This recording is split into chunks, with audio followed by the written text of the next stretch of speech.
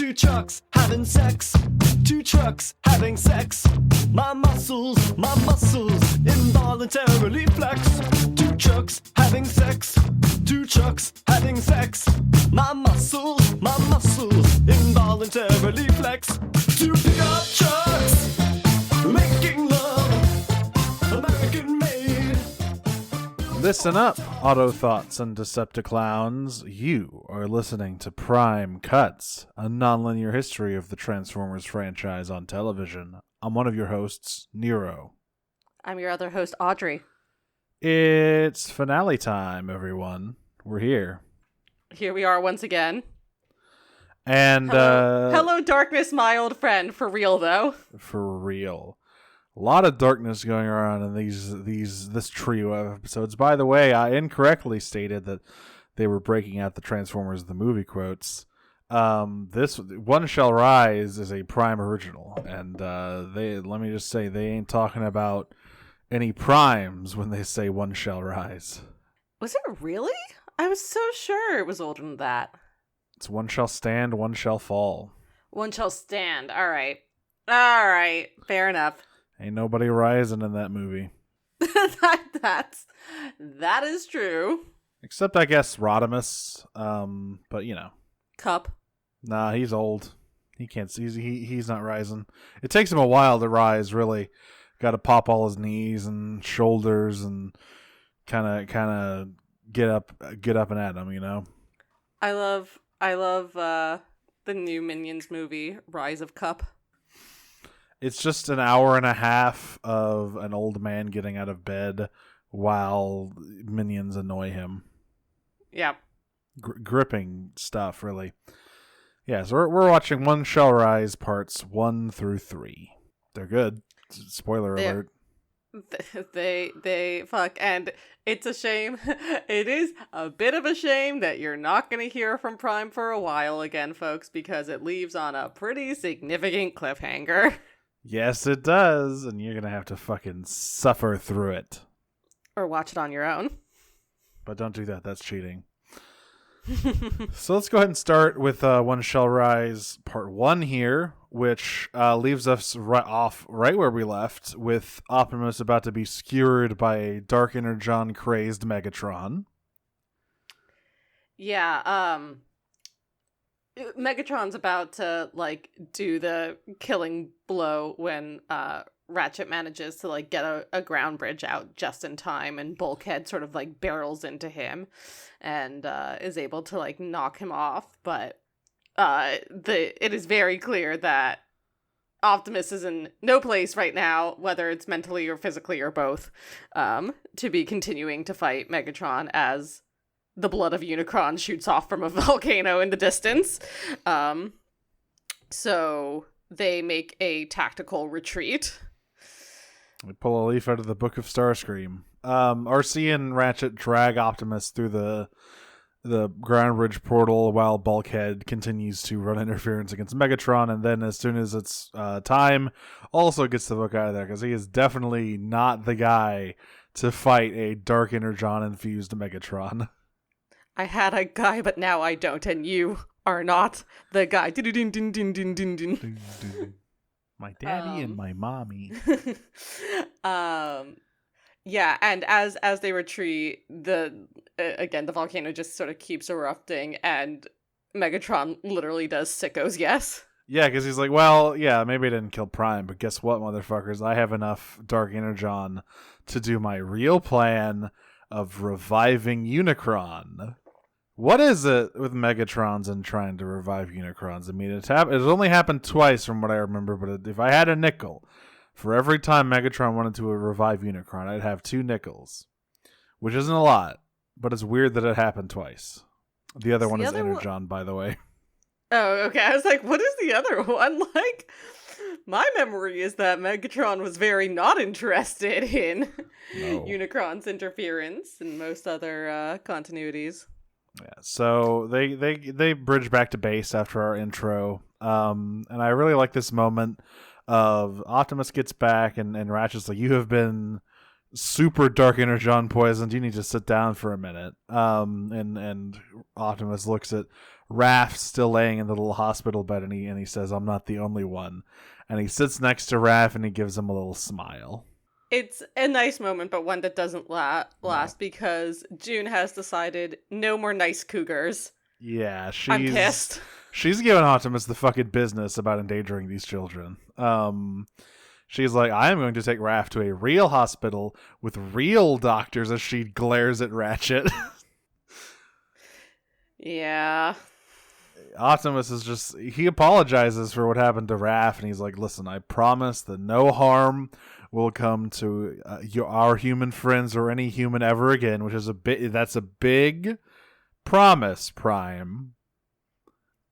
I don't think you're going to be able to keep that one. Yeah, it's sort of like, I mean, June doesn't necessarily exactly call him out on it, but she basically does. She's like, they're fucking kids, bro. They do not belong on a battlefield. I mean, she is correct. You cannot fault her logic for this one. Yeah, this is what any reasonable mother would do. I'm with June on this one. And frankly, I don't think she is, like, framed as being terribly unreasonable. It's just that there's other context going on, as we'll learn very shortly. So Miko, obviously, so June, like, tells Raph to get in the car, her car, and also tells Miko and Jack to go with them because they're leaving and not coming back. Which Optimus is like, I fully understand. And Miko gets so mad at him. She's like, you're just, like, you're not even gonna try to fight to, like, let us stay? And, you know, Jack sort of, like, looks up at Arcee, and Arcee's like, well, she is your mother. I can't. At the end of the day, we had my I don't feel like June thinks I'm good enough for you episode a few weeks ago. We're past that now, and, you know, she does have your best intentions at mine, so this is sort of out of my hands. Miko obviously obstinately refuses to go. But when June looks at Jack and says, all right, let's go, he don't go. He's like, I'm staying. I'm sorry, but I cannot go with you. The boy grew a spine. Yeah, bad time to do it, but good on you, Jack, I guess. And so June just gets ready to leave. I love Ratchet going, I'll open a ground bridge for you. She's like, I don't need your fucking ground bridge, asshole. I know how to get out of here. Yeah. No fucking thanks. And she just drives as safely and angrily off as she can. As soon as she leaves. Well, and as she leaves, Raph is, like, pressing his hand against the back windshield and looking at Bumblebee, and Bumblebee's looking at Raph. And he's making sad little boobs. It's heartbreaking. Anyway, as soon as June leaves, Fowler calls and's like, yo, world's ending.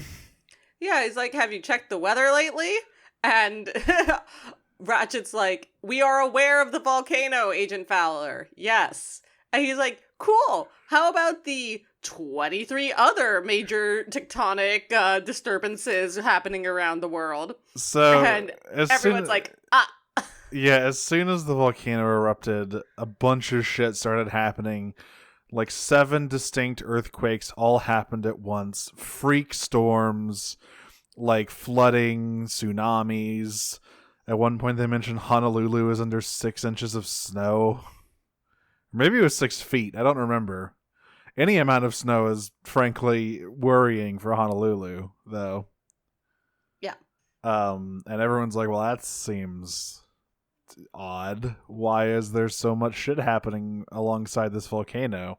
And Optimus just goes, I don't think Dark Energon being found on Earth is a coincidence. I think all this shit is connected.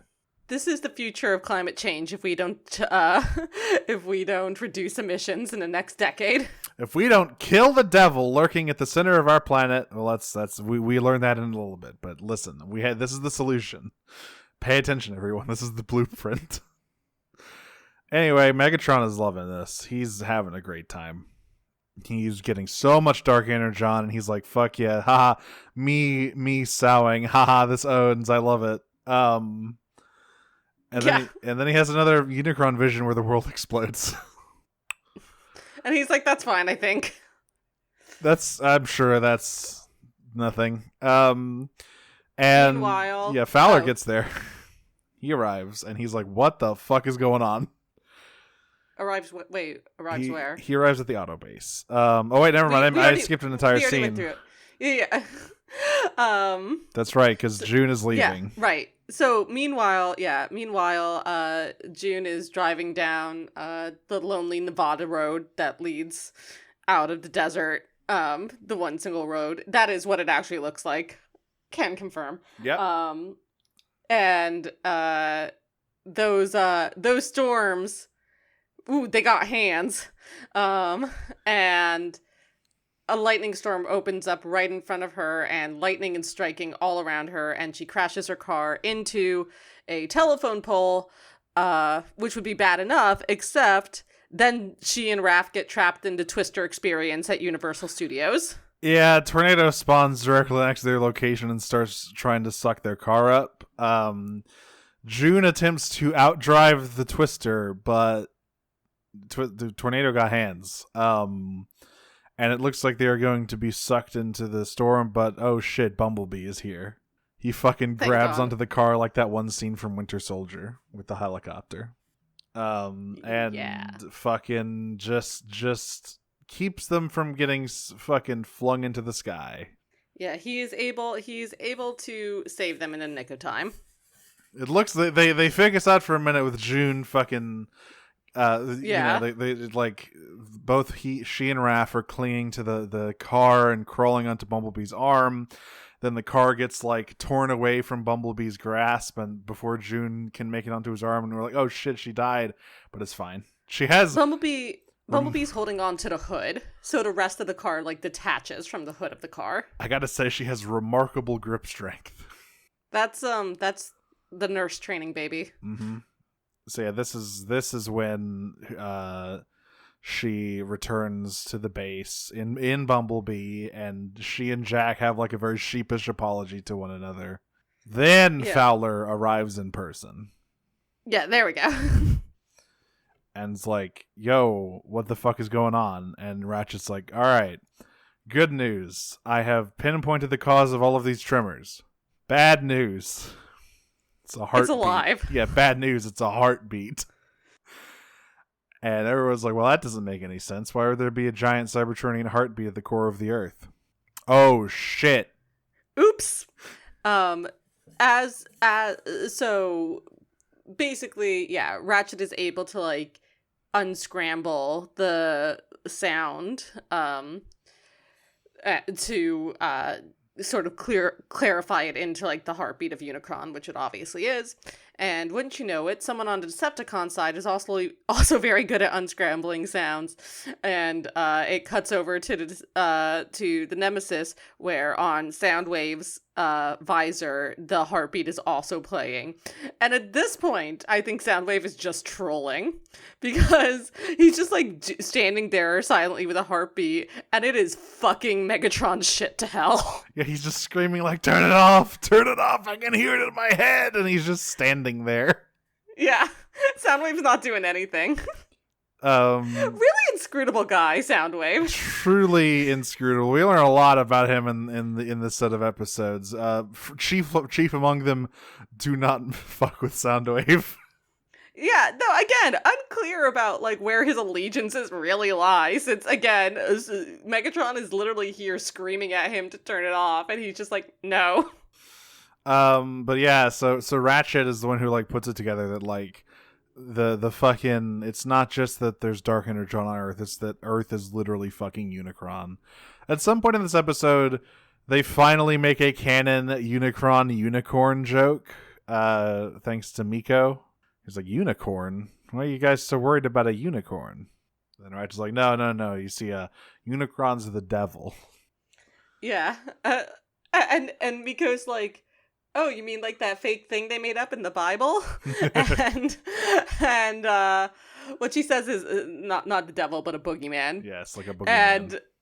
And Ratchet's like, yes, except it's not made up. It's very, very real. Yeah, was. Clear. Obviously, he's not a concern anymore. And then 5 minutes later, Ratchet's going, oh, he's a concern. So then Optimus is like, all right, everyone, sit down. It's story time. Let me tell you about our creation myth. Yeah, have you ever read the Book of Genesis?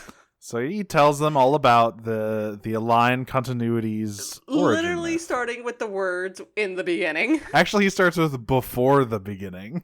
Oh, sorry, before the beginning, yeah. Which is how you know it's real shit. So he talks about Primus, the god of creation, and Unicron, the incarnation of destruction, and how they were locked in eternal conflict, forever, like, unable. Well, each one, there's the balance of power swinging in each direction, but unable to finish off the other. Until Primus got an idea. What if I made little guys? And so he made 13 little guys. Yeah. He made 13 little guys. The original 13 primes. Who united and struck down Unicron, casting him off into the depths of space, never to be seen again. Don't worry, they'll never be relevant again. Nope. There's certainly not an entire book about them that really fleshes out this whole story. Okay, are we a history of the Transformers franchise in literature? No, we will never be discussing the Covenant of Primus unless they make a TV special out of it. Which would be sick. But that would be sick.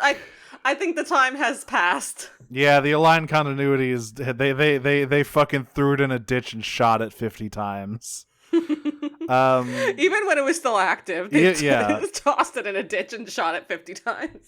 But yeah, so basically, Optimus says Primus, once Unicron had been defeated, became one with the planet Cybertron itself, receding into its core and entering a deep slumber. And he hypothesizes that Unicron, over the course of millions of years and gravitational forces, has had much the same happen to him, except he is the core of the Earth. Oops. This is an insane twist. Because obviously Unicron, he's been done many, many times before. We've already seen him once in Armada. He was in the movie, obviously. This is a new wrinkle for Unicron. The whole what if Earth was a giant transformer thing. This is where Bayverse is going, by the way, if they ever continue along in the continuity. I was going to say that this is an aspect of a line that has sort of carried forward into some other stuff with in the fifth movie, it being revealed that Earth is Unicron's body. But considering that Rise of the Beast is a sequel to Bumblebee, I think, I'm not sure if we're ever going back to that plot thread. Yeah, I mean, so there's supposed to be there's like two threads now. There's like the Bumblebee thing, and there's supposed to be another one besides Rise of the Beasts in the works right now, which I think is supposed to be right in the same alignment as the rest of the Bayverse, but unclear. I think Bumblebee was way more successful, maybe, than people it was way more successful and, more importantly, more well-loved. Before the MCU, I think the Transformers movies kind of represented the worst impulses of Hollywood to a lot of people's minds. Like, I guess, yeah. I mean, and when it comes to like action movies and like sort of adapted IPs, yeah. But we're not here to talk about those movies. We're here to talk about Prime. So after this, we cut back to the Nemesis. And Megatron makes a questionable decision in turning to Arachnid and saying, all right, I gotta go meet with Unicron. I'm gonna be back. You're in charge. To be fair to Megatron, who else is he gonna leave in charge? Soundwave. Soundwave's not a leader. I guess that's true. He can't really give commands unless someone else says it first. Yeah, exactly. But yeah, Arachnid's basically like, all right, we have enough Dark Energon to last us for a lifetime, and also all of our miners are dropping dead from Dark Energon poisoning, so maybe we should just head on out. And he's like, nope, gotta go talk to my master. And she's like, okay. We'll be here, I guess. We'll be right here. the whole time. And so he flies out to the volcano, the volcanic crater, and kneels down and asks to speak to Unicron. And I get to talk about another voice actor. Yes, so do I. Oh my god, I'm so excited to talk about him. This one's nuts. Okay, so first of all, before we get to who voices Unicron and Prime, because it is an absolutely bonkers casting choice. He's like, I wish to speak with you, my like Lord and Master Unicron, and this is how you know that Megatron is fucked in the head, because he is bowing to another person, even if it is a primal god. That is how you know. And again, we get further on in the episodes him sort of coming to that conclusion as well. Like, wait, what the fuck was I doing? But Unicron's spirit rises out of the volcano a la Mufasa in The Lion King, going Simba. And the voice that comes out of his mouth belongs to Mr. John Noble, ladies and gentlemen. John fucking Noble. All of you listening, you almost certainly know John Noble, if not by voice, then by face. He's one of those, he's a character actor, and he looks like a character actor. He has been all over the place. You probably know him best as Denethor in Lord of the Rings. He was also Walter on Fringe, a cult classic television show from back in the day. He's been all over the place. He plays... I have noticed he has definitely been sort of typecast as bastard fathers, like terrible dads. It happens a lot. I guess. Okay, he's Denethor, bad dad. Yeah, Denethor is a bad dad for sure. Yep. Walter Bishop is definitely a bad dad, from what I remember. Okay, so I never watched Fringe, so I can't speak to that. I remember him being a bad dad. He plays Billy Butcher's dad on The Boys, most recently what I saw him in. Oh, really? I haven't watched The Boys yet. It's a good show. He is definitely a bad dad in that. Fucking piece of shit. And Unicron, bad dad to humanity, as we see shortly coming up. Yeah. But yeah, he's absent father of the what do you call million years? Yeah, like eons of the epoch. Yeah. So yeah, I think they were really going for that Orson Welles type of vibe. They needed a weathered character actor to bring this version of Unicron to life, and I do like hearing John Noble's Unicron. Yeah, his other voice acting credits you might know him from include an LA Noire, the bad game of LA Noire, Leland Monroe. He was the dragon spirit in Avatar: The Last Airbender. Oh yeah. And he has been Scarecrow in one of the Arkham games. The last one. Yeah. Arkham Knight. So yeah, we forgot to mention that I think Optimus speculates that Unicron has like transcended physical form. Like his consciousness is no longer really bound to his body. Right, because June asked a question. And when Ratchet's like, yeah, the devil's real and he's your planet, June is like, okay, so like, what does that mean in like concrete terms? Like, if he's waking up, because they're like, he's waking up, but he's not fully awakened yet. So we still have time to like put him back to sleep, basically.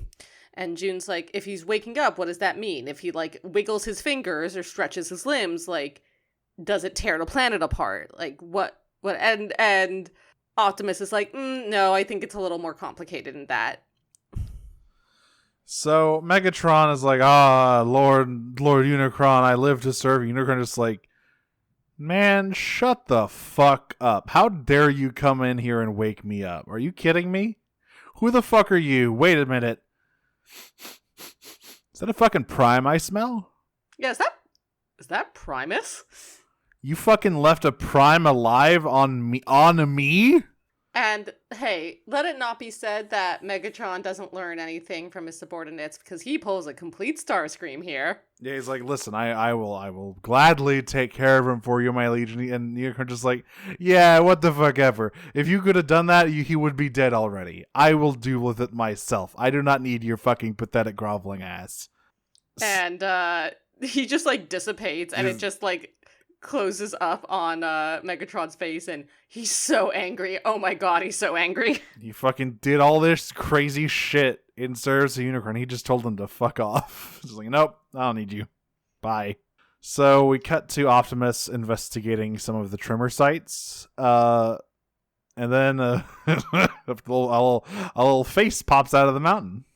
Yellow. He's like, hey there, you Optimus Prime? He's like, yes. Unicron's like, don't answer that. I can feel the Matrix in you. yeah, no, I got you. Here, I'll be with you real quick. I'll be with you shortly. And then the mountain comes to life in the shape of Unicron. So this Unicron design is interesting. Obviously, because it looks like Orson Welles. Yeah, well, no, it doesn't look like Orson Welles. This Unicron is fairly svelte.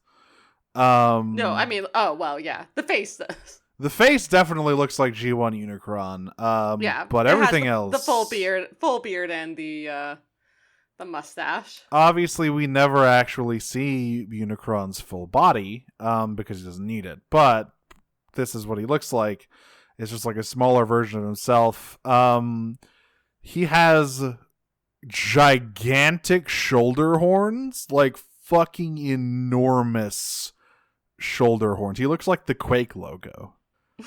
And he's got his wings have become these weird skeletal bat wings.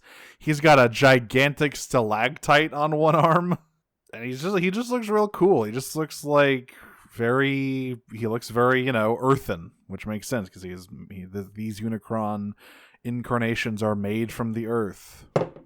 Oops, sorry. And if you would like to buy a figure of this version of Unicron, have fun importing from Japan because they never released a toy in America. Unicrons are hard to come by. Unless they're very, very expensive. Well, even those are, I mean, again, there's one. Yeah. I guess you could buy like a third-hand Armada Unicron if you wanted. There are plenty of those. But you don't want that one. You want the big fucking gigantic Unicron. You want the Unicron that's the size of an exercise ball. Yeah, you want that Unicron. But yeah, so he just pops out of the earth and starts beating the shit out of Optimus. But eventually Optimus is like, all right, hang on, whoa, time out. I would like to speak to you, Lord Unicron. He's like, what the fuck do you want? He's like, listen, right now there are billions of life forms on this planet. Brilliant creatures called humankind that sprung from your seed. You're the seed of this planet. And Unicron's like, so they're like my children, my creations? And Optimus like, yes. My progeny. You're my saying progeny? that these are my progeny? And then Unicron's like, fuck them kids. He's like, they're not progeny, they're parasites, they're lice. I don't fucking need them. So yeah, there's no line of empathy for the Chaos Bringer. That's just not gonna work. He does not care. He does not pay child support. So Prime fucking shoots the shit out of this Unicron incarnation, and it crumbles away to dust. And that's when Ratchet calls in and is like, "Hey Prime, you heard any signs of Unicron?" And then all around him, infinite amounts of Unicrons begin climbing out of the mountains. And they say, while Unicron may be one, we are all Unicron. And Reggie goes, yep, that answers my question. And ends the episode. Part 2. Optimus is doing his best to fight the endless hordes of Unicrons. Not getting terribly far, considering that literally he can just make more. Does not matter. Yeah, interesting. Again, not to talk about literal devils and Jesus allegories or whatever, but lot of body of Christ stuff going on here. Yes. Body of the devil stuff. It's dirt. It's free real estate. So the Unicrons are like surrounding him. They manage to overwhelm him, and they look like they're literally about to tear him apart. Yeah, again, so you have to remember, Optimus is, very, very impressive, but it's mostly in his demeanor, because the man's shoulder to waist ratio is insane, and there's actually a shot of him while he's when Unicron first approaches him, where he's just on these little, you really see how little his little twig legs are. It looks like it would not be very difficult for these massive stone Unicron clones to rend him limb from limb. Which they are definitely about to do. They are definitely about to give him the old pyro treatment, if you've read Last Stand of the Wreckers. But before that can happen, the Autobots pop out of a ground bridge and start shredding Unicron clones. And Optimus starts up saying, you have to leave. They want me. I'll hold them off. And RC's like, nope, not this time. We're not buying that self-sacrificial bullshit, sir. We're gonna fight alongside you. Yeah, and what happens here is the Unicron demolition derby. Yeah, they fucking. This is a very cool action scene, which is like good because the start of this episode is heavy on the action. Tons of Unicrons getting busted through. Prime literally drives through one. Yeah, it's great because so many of them are destroyed by the Autobots in vehicle mode, which is why it's the demolition derby. And they manage to get out of the ravine they're in, and they look like they're home free. And then a really, really big Unicron pops out of the ground. I love Shadow of the Colossus. Yeah, that was also my first thought, especially when they started fighting him. I was like, oh, yeah. Fuck. It's one of those ones where I'm on the horse. Yeah, exactly. They're like scurrying around his feet, and I'm like, all right, where's the blue spot I have to hit with an arrow to make him crouch down? But unfortunately, he does not seem to have a blue spot. He fucking wipes everyone out, and he is about to squish Optimus like a tiny little bug. But then he gets felled by some fire. Someone shoots him down. Yeah. And any guess? Like, it's purple laser shot. Any guess? Yeah, who knows? Any guess? I bet it's Starscream. So everyone's like, hey, Ratchet, you do that? And he's like, no. I'm not on the Synthen anymore, guys. I can't do that shit. Well, listen, you can't say Megatron didn't give it the old college try when it came to serving someone else. Yeah, he tried it. It wasn't for him. Yes, everyone asks, what happened? And then Megatron, standing on the destroyed Unicron clone's shoulder, goes, I happened. Thank you, Megatron. And he flies down to Optimus, and everyone is like, wait a minute, is he here to fucking, did he just save Optimus? I literally can't stand what he does next. It's so fucking... Why would you do this? Why would you do this? Because he's a little fucking worm who loves the drama. He goes into Optimus, who's like lying prone on the ground, and shoves his fusion cannon in his face. And all the Autobots are like, oh shit, and are about to attack him when he twists his arm and offers his hand. But he shoves his... What? I hate him! Because he loves it. He loves being such a little fucking turd. And he helps Optimus to his feet. And we get the very strange shot of Optimus and Megatron grasping hands and looking into each other's eyes. Yeah. Megatron's like, remember how last time... it's funny because last time you were trying to kill me, and Optimus is like, bitch, I still am. Yeah, he's like that. He's like, it's funny considering last time we met, you were trying so hard to extinguish my spark, and Optimus just goes, that is not out of the question. But Megatron is here with an offer, a truce, because Unicron we've seen this before, although it was not Megatron offering the truce in Armada. Listen, Unicron, big problem, way bigger problem than the Civil War.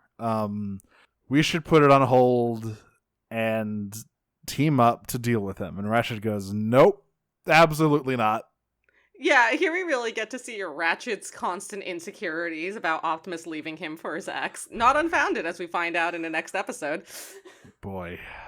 Yeah, he's like, you cannot fucking team up with Megatron after all the shit he's done. And Megatron's like, listen, I have done a lot of shit, that's true.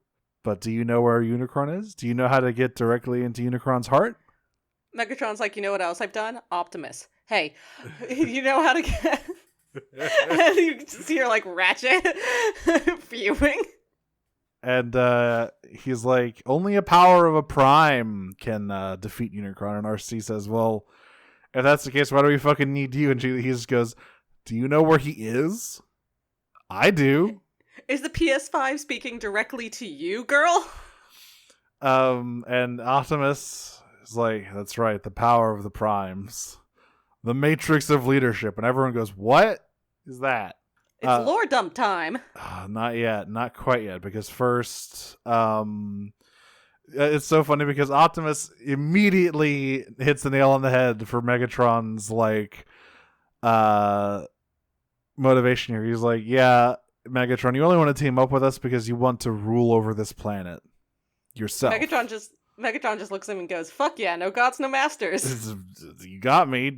Is that a problem? And Optimus goes, oh, you got me. I guess not. Makes sense to me, I guess. RC has a great line now here, and she's like, oh, the way you did with Cybertron, our home planet that's doing super, super well right now. And Megatron just looks at her and goes, trust me, there will be a planet to rule when I take over this time. Yeah, it's like, listen, I will admit, I fucked up there. But I listen and I learn from my own mistakes. I sat my gray ass down and I listened. So, like, eventually all these other giant Unicrons begin rising, and Optimus is like, alright, we're gonna leave to think it over. And Megatron's like, cool, call me babe, when you reach a decision, and he flies off to fight the Unicrons. Finger guns at him. Yep. As soon as Optimus is back at base, Dune is like, are you about to invite the guy who nearly killed Raph into your base? And Optimus like, no, you don't understand. He's really not that bad. We had a good time together. And she's like, stop. And Ratchet's like, stop. He's like, listen, I'm going to keep him on a short leash. He will be here for as long as it takes for him to give us the coordinates and not a moment longer. He will be here for literally 2 seconds. He's just popping in to grab some of his things. Yeah, that he left in my bedroom. So, Optimus then turns to the rest of the Autobots and is like, listen, this is my duty as a Prime. I have to go down there. The rest of you do not have to follow me.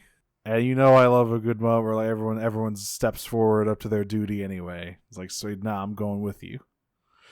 Specifically, each of them swear they're going to save the Earth for their respective human partners. Ratchet does not swear to save the Earth. No, he's staying at home. So then Jack asks, well, what happens when you actually use the Matrix? And Optimus goes, I have no idea. Not a fucking clue, my guy. Great question, Jack. Anyway. Yeah, but I gotta, it's never been used in this way before, but I don't really have another option. So, it'll probably be fine. So then they phone up Megatron, who is busy just dogfighting a bunch of fucking giant Unicrons. And they invite him. Also having a pretty good time, I will say. He's having a blast. But they're like, all right, we've unlocked the door for you. And he slowly walks into the auto base, and everyone is like, the vibes are fucked. I hate this. Yeah, Ratchet shepherds all of the humans off to the side to hide them. But the moment that Megatron steps through, Raph is like, that dude just almost killed me, fuck this, and runs out. He goes, you and Megatron is such a fucking asshole here. I love he it. Really is. So first of all, as soon as he steps out of the ground bridge, he goes, this is where the magic happens. How quaint. What a funny little base you have, Optimus. Ooh. absolute cunt he is. And then when Raph runs up, he's like, "Oh, you're looking a lot better than you were last time I saw you, buddy. Boy, like, humans sure are resilient." Yeah. and at that point, everyone else runs out because they're like, beans. Oh, fuck. And he looks at Jack and he says, "I never forget a fucking face, my guy. Even a human." Not even a human's. I remember what you fucking did. And Miko's like, "Yeah, well, you fucking know. Someone doesn't come back from this. You're my face. You're never gonna fucking forget." And he doesn't say anything. He's like, "I don't know this one. I've never seen this one before." Yeah, not sure about this one. What was it that Jack did to him again? He back in Rock Bottom, he nearly killed him with the drill, right. and Megatron's like, "You better make it count. Better do it in one shot." That. Unless you're a little bitch. And then Jack was like, "Optimus wouldn't do this," and Megatron was like, "Yeah, because he's a little bitch." So Megatron goes to give Ratchet the coordinates to Unicron's heart. And Optimus stops Jack and he's like, hey, champ. This is so funny. Jack, I need you to safeguard this extremely important device. And it is like, this is a device that, looking at it, this would be like glowing gold in a video game. Yeah, this is the dingus. This is a key item. Yeah, this Literally. is a cannot be sold item. It's so funny because Jack asks, "What is it?" And Optimus kind of looks off to the side. And is like, "It's Yeah, he's like, "Jack, I need you to protect this very important device." And Jack's like, "Yeah, sure. What is it?" And Optimus is like, "It's a ground pinch key. Don't worry about it." Yeah, it's fine. Just look after I get back. And Jack's like, "Well, why don't you give it to Ratchet?" And he's like, "No, he'd understand the symbolic gesture. I mean, you have matured quite a lot over our time together, and I think you're ready for this responsibility." And Jack's like, his fucking chest swells with pride. He's like, golly gee, Dad, I'll look after it for you. I know you and Mom are on the rocks right now, but you're still my dad. Woogie, woogie, woogie, woogie. And so then it's time for everyone to leave. RC tells Megatron, "Yeah, you're going first." He's like, "Okay, sure thing." And he heads on through. You got it. Everyone gives the last lingering gaze at their human friends. And they teleport right into the depths of Unicron's fucking guts. And RC's like, "So how long is it going to take for Unicron to notice we're here?" He knew 35 minutes ago. And Megatron's like, "Oh, trust me, he knows right now. So let's get moving." And we end with a big fucking eye in the skies looking right down at him. So yeah, they're in what the chamber that they ground bridge into looks like.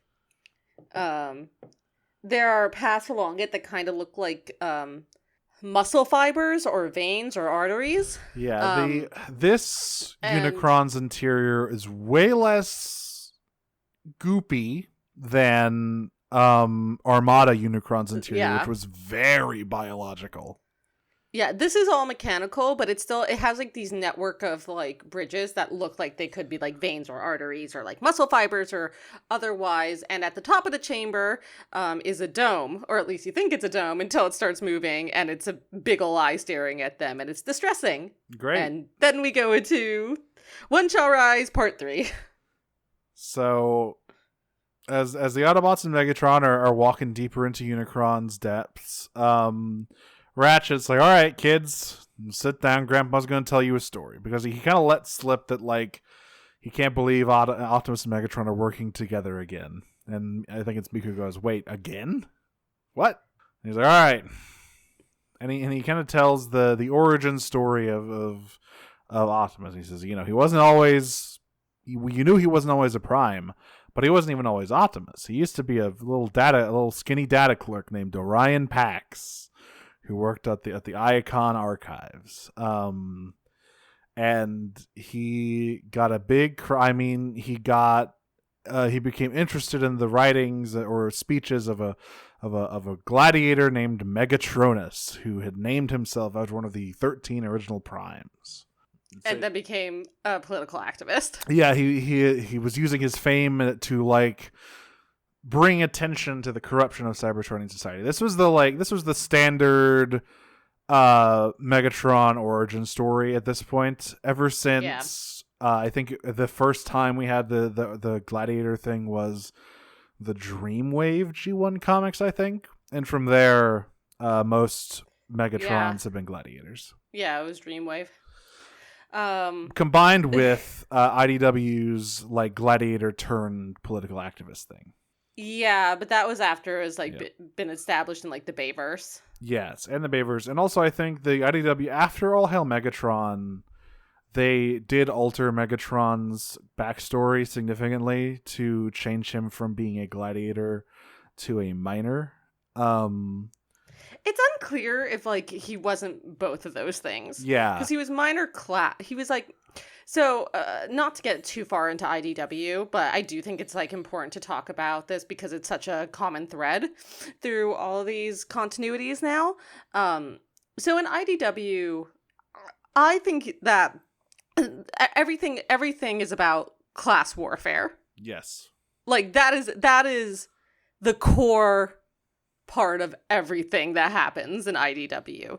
Things spiral out of control from there, but at its very core, IDW is about class warfare, and taken to like its absolute extremes, and even in sort of the like normal universe, not shitty other universes where things are even worse. Everyone's job is basically decided by what their alt mode turns into. Now, there's some room for mobility, but not a ton. And so everyone is put into that, but there's always going to be people who exploit other people for entertainment. So I think what ended up happening in IDW, and again, they retcon some of this, but Megatron was a minor class. He started thinking about revolution as a minor, and then he actually ended up in the Chaonian gladiator pits after that. Yeah, it's been a long time since I read Megatron Origins, and it's definitely heavily retconned because that was a very early piece of All Hail Megatron is like one of the first things that launched the IDW universe. That was even like a soft reboot too, because there was a bunch of stuff before that which was already getting messy. So they're like, all right, we're going to make a new starting point. Because Megatron Origins, I think, predated All Hail Megatron. Anyway, might have. Anyway, yeah, Gladiator. It is that story. It is the story of Gladiator turned political activist who loses himself to his ambitions and loses sight of what he wants in pursuit of power, while the virtuous Orion Pax is deemed a worthy successor to the Matrix of Leadership. Interestingly enough, the council hated him because he spoke the truth. Interestingly enough, in this universe, there were no other primes after the original 13. It is not it is a legacy title, but not one that was deemed worthy. Now, if you are looking at all of this backstory and thinking, well, this is kind of interesting, I kind of wish there was something that explored it way more in depth, go read IDW1. Like, this is a significant chunk of IDW1 is exploring this exact time frame between these two in a much less flattened and black and white way. Though with a very key difference that there very much were other primes constantly. And they all sucked. They all sucked shit. They were just a fucking conga line of the worst bastards you've ever seen in your life. Yeah. We had the one who, tried to invade the universe with a fucking dead alternate universe. We had the guy who seemed normal at first, but then he put on a giant suit of power armor and started vaporizing protesters. Was that Nova Prime? That was Zeta Prime. Zeta Prime, yeah. And there's Sentinel Prime who... Yeah. Oh my god. Sentinel we'll get to in other continuities, particularly TFA, but... Oh, I love animated Sentinel.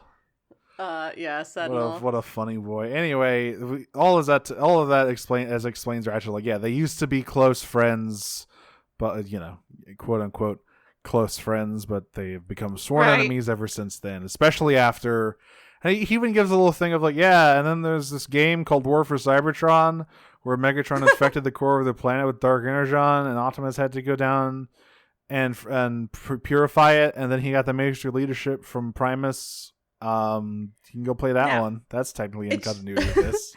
It should be clear that Optimus was deemed worthy because he's a neoliberal. Yes. They make a very strong point that Megatron's like, I'm searching for revolution at whatever cost. And he gets lost in the way because he's like, I deserve the matrix of leadership because I'm the only one willing to do what it takes to actually revolutionize our planet, even if that means violence. And Ryan rather was like, no violence ever. Vote. Violence is how they win. It's time to vote, Megatronus. Go vote in November, Megatronus. Also, Ratchet mentions he shortened his name to make it catchier. He started going by Megatron instead of Megatronus. And also maybe because I feel like calling yourself Megatronus is like probably a blasphemy, but also he named himself after the fucking Fallen. Yeah. So I don't know. I don't know what's going on there. This is the most important $15 Nancy Pelosi will ever ask of you. Which is, once again, sorry to keep talking about IDW, but there's a very similar scene in IDW where Orion reaches a very different conclusion with the council. Right. Well, he has a senator who is mentoring him, a very kind senator.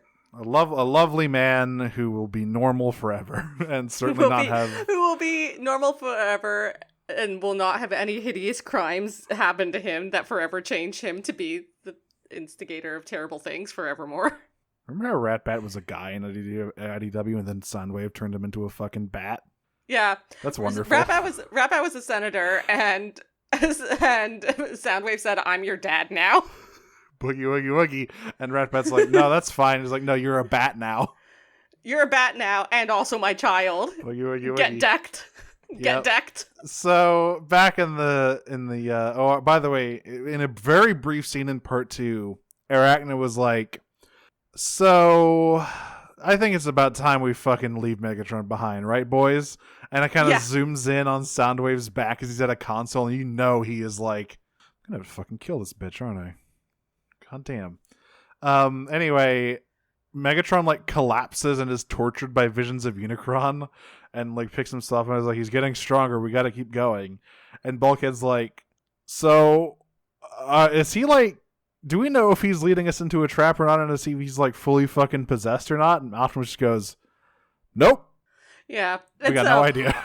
RC just looks at, this is such a great moment. RC just like looks at him as Megatron's like, we gotta go that way. And she's like, by all means, after you. And the look that Megatron gives her is so funny. He doesn't smirk. He doesn't say anything. He just like rolls his eyes at her almost. And like, fine, whatever. So Bulkhead is feeling the effects of Dark Energon. He's like getting woozy and fucking, I cannot stand up straight, which is bad because Megatron says, oh, he's about to flush us out of his system. Yeah. Turns out he got that Moderna vaccine. He's got the fucking antibodies are here. And they are swarming everyone. My favorite episode of Magic School Bus. So like, I love this fucking scene of them fighting the antibodies because this is one of the sickest fights I think we've seen. Yeah, because Bulkhead, unfortunately, poor showing because he is kind of dying, but that's okay. RC does some like cool flips. She like does the thing where you hop on the flying guy and like shove your hand inside to sort of redirect it. That's cool. But the highlight is Optimus and Megatron back to back. This is some Neo and Trinity Matrix shit. There's like slow-mo happening. They are in perfect sync with one another. You know they fucked. Like, and it's like, I mean, obviously they didn't actually fuck in canon. But like, I do think that like impossible to say what Kurtzman and Ortzi are thinking.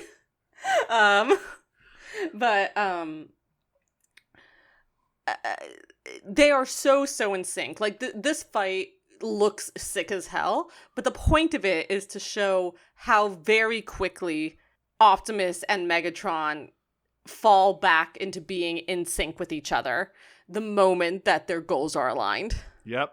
They're like riding a bicycle.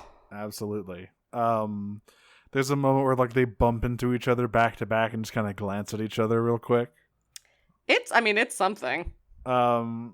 So I'm not saying they're fucking, but I'm not saying they're not. You know, there's a lot going on there. So we cut over to the Nemesis after that's done with Arachnid's like, all right, everyone, as your acting commander, I must, it pain. She is in such a Starscream mode. Yeah, meet the new boss, same as the old new boss. Yeah, she's like, it pains me so much to say this, but Megatron has truly lost his way. We have no signal on him. We have no idea if he's dead or fully under the thrall of Unicron. It's time for us to pack up and leave this planet and find greener pastures elsewhere. And everyone is like, no one is objecting. Everyone's like, yeah, he's kind of lost it a little bit. She even gives them the option. She like looks at them and she's like, unless anyone disagrees with that decision. And no one disagrees. So then she starts walking towards the console, and then Soundwave just kind of stands there and looks at her. And she's like, okay, out of my way. What she specifically says, which I find really funny, is, you have something to say to me? Nope. No. Not a single fucking word. Not even an echo of a word. He has no time to waste on you, Arachnid. So she tries to remove him by force. And what we learn is that Soundwave is a fucking badass. This is not a fight. This is a curb stomp. Literally. So, we get to see, I really love moments when Soundwave deploys Laserbeak. They're fighting and Soundwave knocks her down, and she looks back and she notices just a moment too late that Laserbeak isn't on his chest anymore when she gets blasted and like paralyzed by Laserbeak. And while she's prone and on the floor, he literally just like steps on her head. And she's like, fine, I yield. And he just goes back to the console, and the Knockout leans into Vault Breakdown and is like, you gotta watch out for the quiet ones. Yeah. Yeah, the Nemesis is not going anywhere. And I think you have a point. He must like Starscream more than Arachnid, because he never did this shit to Starscream. Listen, obviously in the broader scheme of things, it doesn't count for a ton, since his loyalties are very obviously with Megatron for the most part. There are some things he does where it's like, what are you doing? But, very clearly his loyalties are mostly with Megatron. But the reality is that, like, Starscream and Soundwave basically spent 3 years together alone as, like, the only really independent members. Yeah, he's of like, that army. He's like, listen, Starscream is a treacherous little twink who I wouldn't trust to look after a fucking rat. But he is kind of my boy. You? I don't know you. He also successfully led the Decepticons during that time. Yeah, he's like, all right. The issues came up when Megatron came back, and they were both vying for power. But Arachnid was a deserter from the beginning. So yeah, automatically fucking minus points on Soundwave's like reputation log. Like, already a deserter, trying to take command as soon as Megatron's out of the room. Nah, Mom, we're not fucking with this one. Yeah, and again, nice to see female characters get the shit beaten out of them in Prime. I mean that very seriously. I do like that Ratchet specifically shouts out Soundwave as one of Megatron's first and most loyal followers. Yeah. In the flashback, he's like, listen, that guy's been there from the beginning. So we briefly cut back to the auto base, and everyone's kind of sitting around waiting for news. And Ratchet looks over and notices Jack tapping the key on the railing. He's like, where the fuck did you get that? And Jack's like, oh, this Optimus gave it to me. And Ratchet's like, oh, fuck. Well, like, Jack's a little, like, feels a little guilty about it. He's like, I'm sorry, I told him he should have given it to you. I know it's important. Yeah, and Ratchet's like, no, listen, you need to keep that. If Optimus gave it to you, you need to keep that. And Jack's like, I don't get why the key to the ground bridge power supply is so important. Ratchet's like, there is no key to the ground bridge power supply. Get out of the house. He's like, no, that does not exist. Jack, you're holding the key to Vector Sigma. Jack, for the love of Christ. It is the key to the well of all life. And Jack looks at her and goes, oh, fuck. I'm sure he's thinking like, oh my god, I was tapping that against the railing? Oh no. Yeah, really? And Jack's like, well, why the fuck would he give this to me then? And Ratchet's like, because he's not planning on coming back. Yeah. Son of a bitch. Yeah, but we are really just like pointing a fire hose labeled G1 MacGuffins directly at the screen and just unleashing it. We got the Matrix. We got the key to Vector Sigma. We got Unicron. We're just throwing them all at the fucking wall and seeing what sticks. Yep. Someone else is also dealing with someone else is also having a hard time coming back as Megatron experiences a bad trip.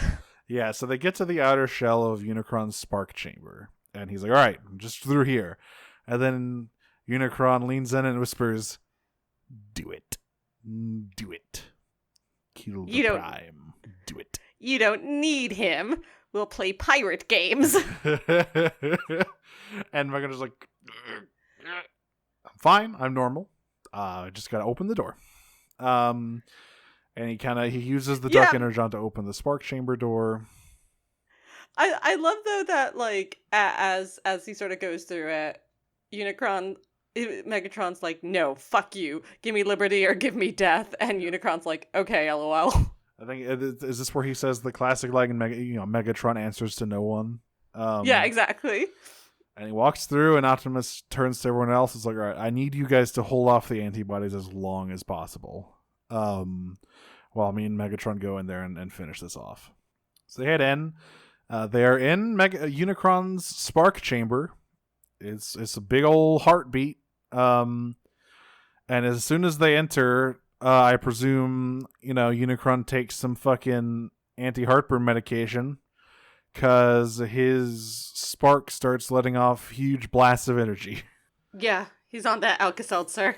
Knocking Optimus on his ass, and Unicron once again speaks into Megatron's ears like, you know what? Fine. You won't do it?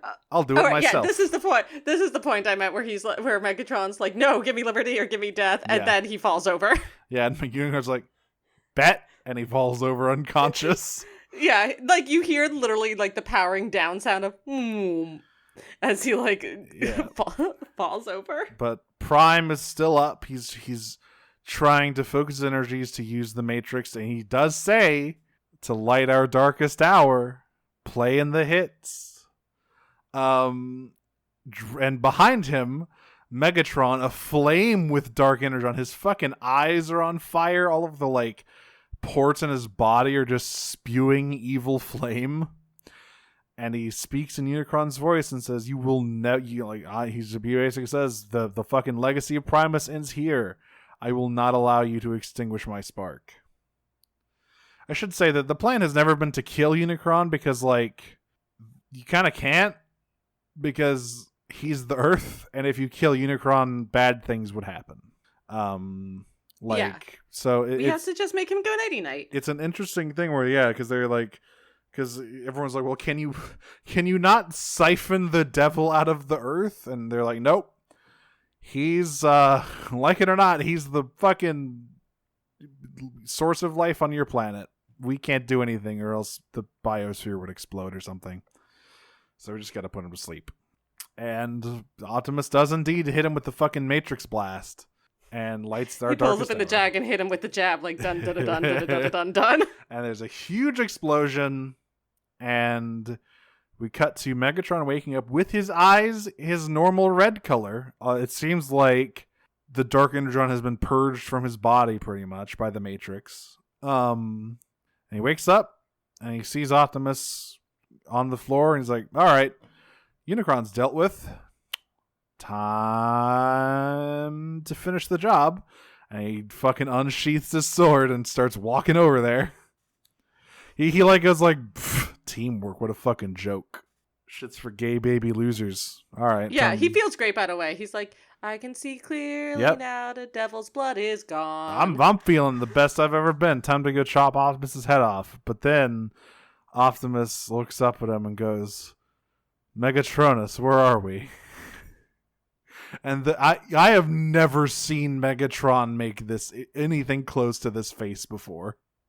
He is shook and I think elated. Yes. He's like, oh shit.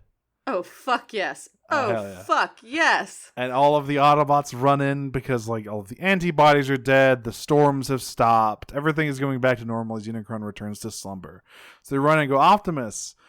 And he's like, what the hell? Who are those guys? Why are they calling me that? And Megatron's like, they're enemies. We gotta go. Because also the shielding preventing Soundwave and Ratchet from locking onto their signals has also dissipated. So Soundwave immediately opens the ground bridge on Megatron's position.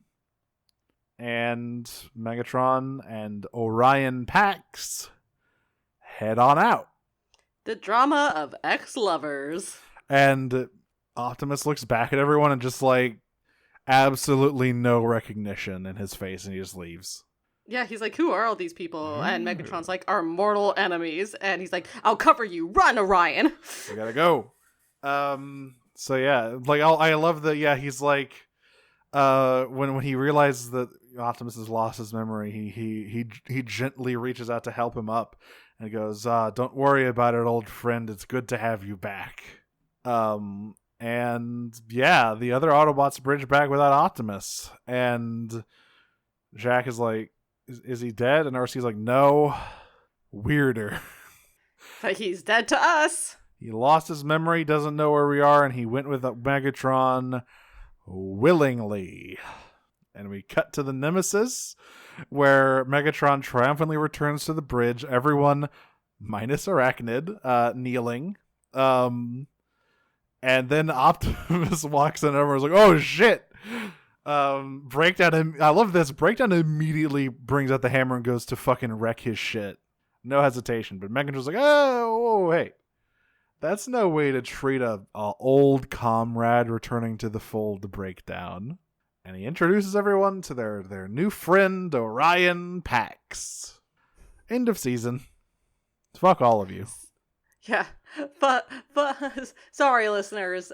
It'll be a hot minute before you get that one resolved. What a crazy trio of episodes. Just truly a wild finale for season 1. So we got some questions here. We got a few for the wrap up episode, which I will skip over and wait, obviously. But first of all, Daphnis has 2 questions. 1, who is the stupidest boss on Bowser's Inside Story? I must confess, I've never played Bowser's Inside Story. I only put it in the tweet because they're going inside a big monster. It's like Bowser's Inside Story. Yeah, no, I also have never played it. Sorry. I'm terribly sorry. I'm a fraud. I'm a charlatan. 2, what do you think? What do you think the Cybertronians in the Transformers Prime lineup would order at insert coffee chain of choice here? Okay, who orders like the fucking sugariest latte? Knockout. No, I don't think so. What would Knockout order? I think Knockout, he's a doctor. I think he just does like a cold brew. Is he a doctor or is he a quote unquote doctor? I guess he's an actual doctor. Still, I think he just does the cold brew. Yeah, he doesn't go for the TikTok drinks. No. I don't think any of them do the TikTok drinks, No. but I do think Bumblebee is the one who orders the most ridiculous. He orders like the mocha frappe caramel swirl. RC black coffee with like one thing of sugar in it, maybe. If she's feeling fancy. Soundwave, he's an enigma. I think he gets a lemonade. I don't know why. I don't think he does caffeine. He doesn't need it. I think he just does a normal coffee. It's like coffee, 2 cream, 2 sugar. No, just like a normal coffee. Like a black coffee? Yeah, just nothing. Just the most basic stuff you could get. I think Bulkhead's the 2 cream 2 sugar guy. Yeah, that sounds right. Knockout, yeah, you said cold brew. Breakdown, I think Breakdown likes a frappy. He not as sweet as Bumblebee, but I think he likes the I think he's an herbal tea guy. Oh, there we go. He likes to chill out. A nice herbal tea, yeah. Arachnid, I don't know what she would drink, but she will always complain to the manager. Arachnid gets something with activated charcoal. Ugh. Yeah. Correct. Who's left? Ratchet, black coffee. I just can't see him drinking anything other than black coffee. Yeah, he's also a cold brew. Optimus. I think Optimus is the only one left. Unless we count the dead guys, which I'm not going to count the dead guys. Oh, and Starscream. What does Starscream order? An espresso. Yes.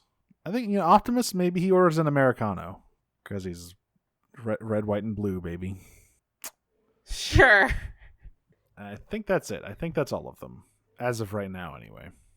Once again, not counting the dead guys. I don't care what Skyquake would order. Fuck him. Slipstream Sam asks, what's your favorite series with just the stupidest lore that didn't need to happen? Mine's definitely Kingdom Hearts. So much bullshit.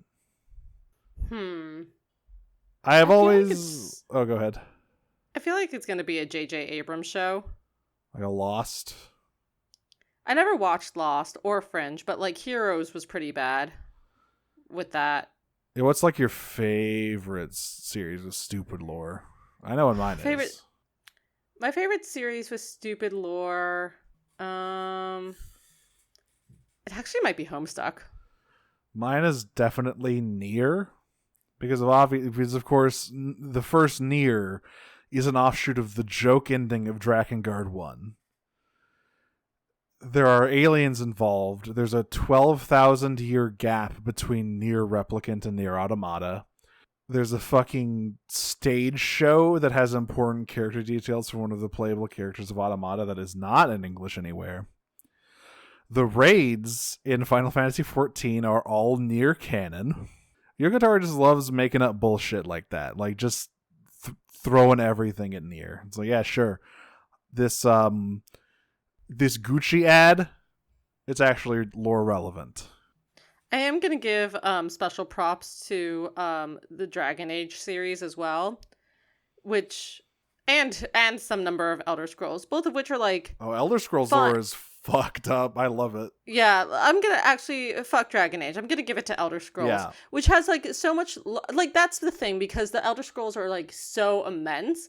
There's so much bullshit lore that just does not need to be there. Yeah, like the games themselves usually do not touch that shit at all, especially not Oblivion or Skyrim, which for the most part are like or at least in very limited ways. Yeah, I mean, Oblivion does more than Skyrim, I would say, because the gods of the gods of you're Oblivion, with the Daedra, right? But right, yeah. are actually more relevant there. But like Skyrim, what? Who gives a shit? Yeah, it's you gotta fight. It's time for wake up, honey. It's time for your next fucking Draugr-filled tomb.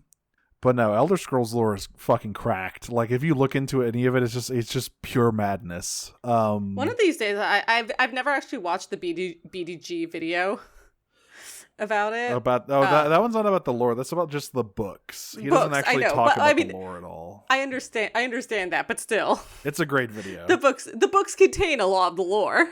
That's true. There's a lot of lore books that tell you all about the crazy shit that happened in the past. I mean, I guess like the main plot of Skyrim is kind of crazy, but like time, the whole thing about the main villain getting shot forward in time to your time to deal with him, like I think other stuff has done that before. But also, again, like there's two things about it. One is that I really like Skyrim, especially.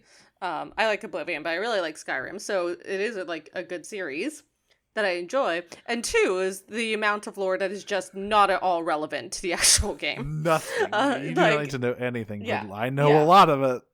Like, you don't need to know that the stars were created by the fucking gods of this world tearing through the fabric of reality to escape it. But I know it. Yeah, now Homestuck, I will say, I also still believe strongly in as my answer, because I love Homestuck, regrettably.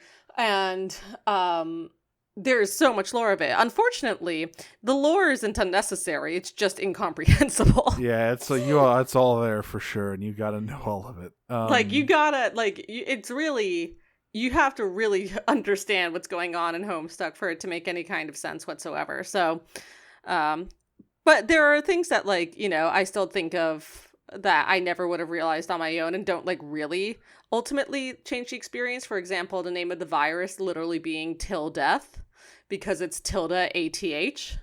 Damn. Which I never would have thought of, but the virus is called Till Death, you know?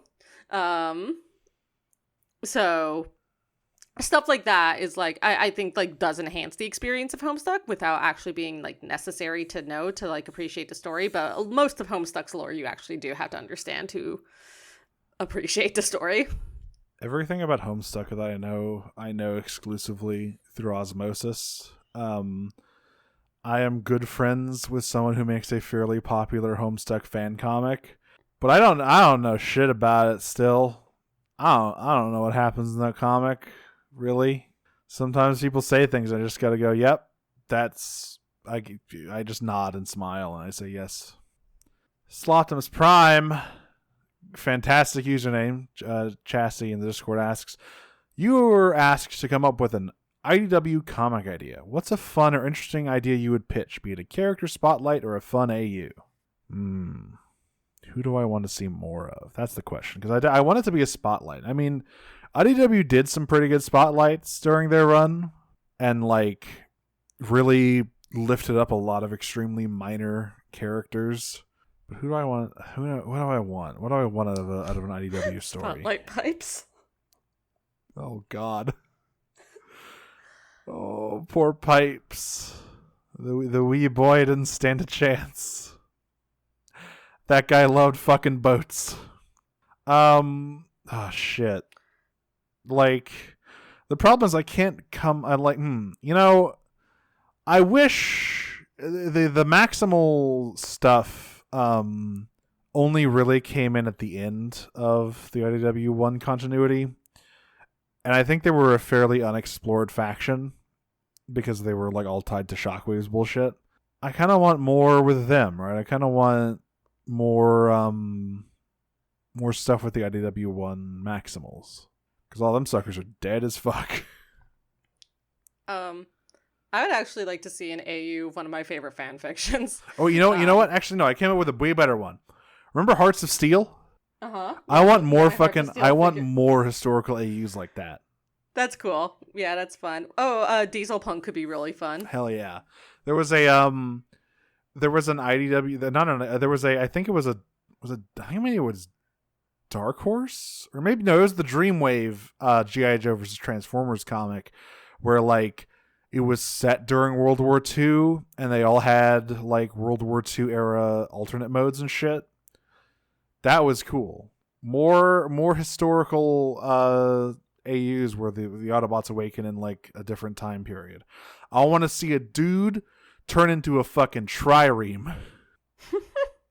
I want to see a guy turn into a chariot, complete with horses. What was it that we were saying before? A catapult? Oh yeah, catapult man. Yep. Yeah. So this is kind of a cheap answer, but I would love to actually see an adaptation of one of my favorite fan fictions. And if this gets anyone to read this fic, then that is good enough for me. There is a fic by an author named Trinary. It is called Send Us a Blindfold, Send Us a Blade. It is post IDW 1, basically, where Thundercracker moves to New Cybertron and ends up phasing into a slight deviation from the functionalist universe, and there is a resistance movement there, led by wouldn't you know it, Damus of Tarn. Who has been given the name Glitch still, has been impurated still. But I think, to me, the DJD are really interesting characters that we don't see a ton of. within the actual comic continuity. I would also be interested in like spotlights of some of the DJD. Actually, not Tarn. I think we know who Tarn is. Basically, we know a lot about Tarn. I want to know more about the guy like with the Helix. grinder. Yeah, I want to know more about the guy with the grinder in his chest. Yeah, so I want to know more about Helix. I'd like to know more about Kaon. I think Kaon's like really interesting. So anyway, like I'd love to know more about Vos. How did Vos become that freak? Oh.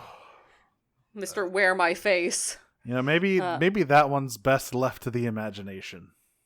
But this sort of adaptation of like what happens to other really strong feeling revolutionaries when Megatron is removed from the equation, basically, is like super, super interesting. So anyway, basically, I am saying everyone should go read Send Us a Blindfold, Send Us a Blade. It's a great fic, and that is what I would like to see more of like who the DJD are, both within their current circumstances of the actual canon universe, and what happens if their primary unifying factor of Megatron is removed. Maybe I will go read that. Slotimus Prime also asks, what movies and / TV shows do you think each member of Team Prime gets into? Oh, this is like catnip to me. We already know Bulkhead loves creature features in kaiju films because he shares Mika's tastes. Even though he's kind of a weenie, I think. He still watches the horror movies though. RC definitely likes some fucking like action movies, right? Or maybe Top Gun. My God, yeah, she likes all the 80s classics, which is very funny because I don't think Jack would like any of those. I don't know. What does Jack watch? What do you think Jack's favorite show is? Does he have one? Jack watches like whatever the equivalent of the like MTV cartoons were then. So like whatever like Daria and like Beavis and Butthead. He's an intellectual. He's the thinking man's cartoons. Yeah. Bumblebee, I mean, he watches cartoons with Raph. He likes that stuff. He's younger. Yeah, Raph also watches the Discovery Channel. Yes. Lots of nature documentaries and how it's made and stuff like that. Which Bumblebee just eats all that shit up. Ratchet. House. Yeah, I feel like Ratchet would get sucked into either House or like get hideously invested in a daytime soap opera. He watches House break HIPAA every episode and he goes, so true, bestie. Finally, a human doctor I can respect. Optimus. I think Optimus is the soap. He gets really invested in fucking like Days of Our Lives or something. Yeah. As the world turns. And every time someone does something bad, he just shakes his head sadly. When will all you of learn? This could have been avoided. When will you learn, Denise? Cassarachnid asks, if they were humans, what would the Prime cast have for breakfast? I mean, okay. RC is definitely like not put together enough to have a full breakfast. She has an protein shake. Yeah, protein shake energy bar out the door. She's busy. She's got things to do. Bulkhead, full English. I was gonna say lumberjack. Oh yes, lots of pancakes. Yeah. Big old slabs of bacon and sausage. Yeah, nix the blood sausage and the black pudding and add in the pancakes. I think that's Bulkhead. Got a carbo load for a big day of crushing Viacon skulls. Bumblebee eats tricks. Yeah, he eats Lucky Charms and shit. Ratchet. I think Ratchet keeps it mostly a cold simple. brew. Yeah, he's got a cold brew. He makes like a simple omelet, no fucking frills, just like cheese, maybe. I don't think Ratchet eats. He just drinks cold brew. I just think he drinks cold brew. Yeah. Optimus. I think Optimus has like a classic American breakfast. Yeah, complete with freshly squeezed orange juice. Yep. You gotta get big oranges for that fella. It's the most important meal of the day. Well, I guess they're humans, so yeah. Still be a big guy. Pitch us an episode where instead of Optimus getting amnesia, Megatron gets amnesia. War over. Congratulations. Yeah, I feel like we just cut to Optimus's quarters real quick, and then we like see the banners of peace flying on Cybertron. Like, we're good. We're fine. And finally, Cassaracton asks, if the Prime Kids had a fantastic voyage into one of the Autobots to cure them of a disease, how do you think it would go? Shit, is it? I don't think there is a Fantastic Voyage episode of the show. Man, we're missing one of the pillars of Western animation. I was trying to remember which Fantastic Voyage episode I had just watched of anything, and it was the Archer one. There's definitely a Fantastic Voyage episode in G1, and it is insane. Yeah, oh my god, holy that one is amazing. That one gives us it gives us the classic scenes of evil brain impulses and all of the Decepticons getting fucking shwasted. Oh, G1 season 2 is going to be so good. I can't wait. But as for, I think it would go pretty standardly, right? Like, you'd have all your Fantastic Voyage classics. There'd be a peril of, like, they almost hit the spark or something. You know, IDW had a Fantastic Voyage story. Lost Light did, very briefly. Oh, yep. No, they sure did. So they got a leg up on Prime here. I can't believe they fucking slipped. That's I'm gonna have to knock a few points off of Prime's like score for that. Honestly, you can't be a cartoon without having a Fantastic Voyage episode. I'm sorry. It's kind of I thought it was federal law, but I guess not. Anyway, we've been Prime Cuts. And this has been Transformers Prime. That's right. We're Season done. 1. We're done with Season 1. Season 2 will return at some point. We don't know when. It's up to our whims, really. You know? Yeah.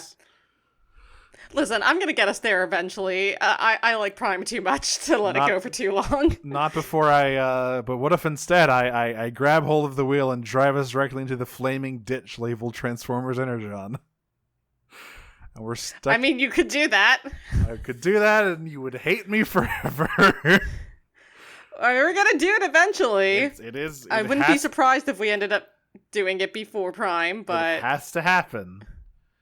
It does have to happen. It's out there on the horizon. I can hear it outside. I get like just banging on my window, begging to be let in. We do have the next several seasons laid out for us, so it might be a while, but yes, it'll be a bit. But make no mistake, we will return to Prime sooner or later. But until that, I have been Nero. You can find me on Twitter at DragonSmoocher. You can find my various other projects in various other places, such as the Final Fantasy XIV companion podcast with my friend Jane, Radio Free Heidelin. That is at Heidelin Radio. Just covered the first trial, and we are getting ready to kind of get into the meaty middle of A Realm Reborn, which is a lot of wandering around doing various things that are not terribly interesting, but it's all leading somewhere. I also worked on her with a previous podcast covering the 2018 Netflix She-Ra show. That is the Podcast of Power at Podcast of Power. Great show, great podcast. You listen to it. I also pop up on Disney Minus from time to time. That is at Disney Minus Pod, covering all sorts of various Disney-related things on Disney Plus. The Cars episode is finally out, so you can sort of hear me slowly slide into madness, considering the implications of the lore of the Cars world. My advice to anyone is simply don't think about it, because there's too many things. They just released a promo poster for the new they're making a Cars show. And in the background of that poster, they have a dinosaur on it, and the dinosaur is also mechanical, and I don't know what that means. There are also ghosts, which means hell is even more real than before. It is real, and it's the Cars universe. That is hell. Right, that's what I'm saying. No. That hell is real in the Cars universe, and separate from the Cars universe, because there are ghosts. There's double hell. There's ghosts and a car pope. Hell is real. There is a car pope, so car Jesus died on the car cross. We know this. For our Carsons. I want to know the canon of Car Saints. I demand it. I know they have it in the fucking Pixar studio. I know they have a fucking lore Bible in there, and St. Thomas of Enginus. And I'm going to break it. I'm gonna do a fucking national treasure. I'm gonna break in there and steal the Cars lore Bible, and I will finally reveal all the fucking evil secrets of that universe. Anyway, that's me. Joan of Spark. God damn it. I'm Audrey. You can find me on Tumblr and Twitter at Optimum on Prime. That's my funny robot internet joke. You can also listen to the other podcast I do. It's called Pot of Greed. It's about Yu-Gi-Oh! We're on hiatus at the moment as we shift from season 3 of GX into season 4, but if you're a patron, you can listen to some of the bonus content that we're putting out during this time. We recorded an episode of Krugio this past week, which is our Fast and Furious watch and debrief podcast, and patron content, and we're gonna do a new Grugio or possibly Yu-Gi-Oh!